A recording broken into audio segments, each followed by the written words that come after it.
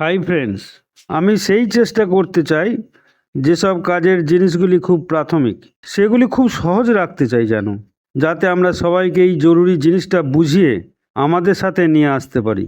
এই কথা বা কাজ আপনিও কিন্তু করেন, কিন্তু জেফ্রি মরলক সম্পর্কে আপনি যা বলেছেন তার অনেক কিছুই কিন্তু খুব আশ্চর্যজনক। জেফ্রি প্রায়ই বলেন, আমি মনে করি আমাদের কিছু প্রতিষ্ঠাতা শ্রোতা হয়তো অনপ্যাসিভে মিস করেন। এর মধ্যে কিছুটা ঠিক আছে, এটি নেতিবাচক উপায় বলছি না। আপনি জানেন আমি বলতে চাই যেটা, যদি আপনি সেই ধাপ বা স্তরের কি ঘটছে তা বোঝার মাধ্যমে প্রক্রিয়াজাত না করে থাকেন, মানে আপনি সঙ্গে না থাকেন। তাই আমাকে ধন্যবাদ দিয়ে শুরু করতে দিন। আজ রাতের লাইভে আমাকে কথা বলার অনুমতি দেওয়ার জন্য আপনাকে কিন্তু ধন্যবাদ। আজ আমার জন্য যে সময় দেওয়া হোক না কেন, সীমিত বিশ্বাসকে কাটিয়ে উঠতে আপনার ঈশ্বর সব সময় যেন সঙ্গে থাকেন। এটি একটা বড় বিষয়। একজন ব্যক্তি হিসেবে আপনার উপর নির্ভর করে যে আপনি আপনার জীবনে যা করেছেন। ঈশ্বর কিন্তু জানেন আমি এটিকে নিচে রেখেছি না উপরে রেখেছি।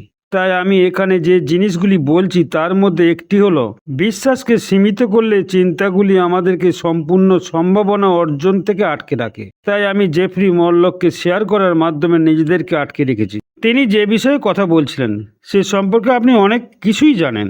আমরা যারা অনপ্যাসিভের দায়িত্ব জানি না, শুধু উপায় বুঝি, তখন এটি মাঝে মাঝে ঠিক কথা বলে মনে হয়। আমার জীবনে অনেক কিছু ঘটেছে যা এমন পরিস্থিতিকে বিশ্বাস করেই সামলাতে হয়েছে। পরিস্থিতি আমাকে এমন একটি বিশ্বাসের ব্যবস্থায় আটকে রেখেছিল যা আমি জেফ্রিকে জানাই। আমরা কখন কিভাবে আমাদের বিশ্বাস নিয়ে প্রশ্ন করা শুরু করি? যদি একটি নির্দিষ্ট সময়ের জন্য বিশ্বাসের ব্যবস্থায় আটকে থাকেন, যেমন আমিও একটি বিশ্বাসের ব্যবস্থায় আটকে 40 বছর পর্যন্ত এটি কি তা খুঁজে পাইনি। আমি খুব দীর্ঘ সময়ের জন্য আটকে ছিলাম। তাই যারা প্রশ্ন করা শুরু করে তাদের বয়স ভিন্ন হয়। শৈশব কন্ডিশনিং একটা জটিল সময়। আপনি আপনার শৈশবে ফিরে যান, যদি সেখানে কিছু স্মৃতি থেকে থাকে তো আপনি সেই স্মৃতির বিশ্বাসগুলি একটু শিশু হিসাবে আপনি গ্রহণ করেন, অথচ এখন আপনি কিন্তু প্রাপ্তবয়স্ক হয়ে গেছেন। এটি অনেক বছর ধরে চলতে পারে, যতক্ষণ না আপনি নিজে থেকে প্রশ্ন করা শুরু করেন। তাই এই বিষয়টি সত্যিই ভালো, কারণ এটি আপনাকে প্রশ্ন করে যা জেফ্রির মতো প্রশ্ন বলে মনে হয়। আপনার বিশ্বাসগুলি কি যা আপনি আপনার সাথে নিয়ে আসছেন?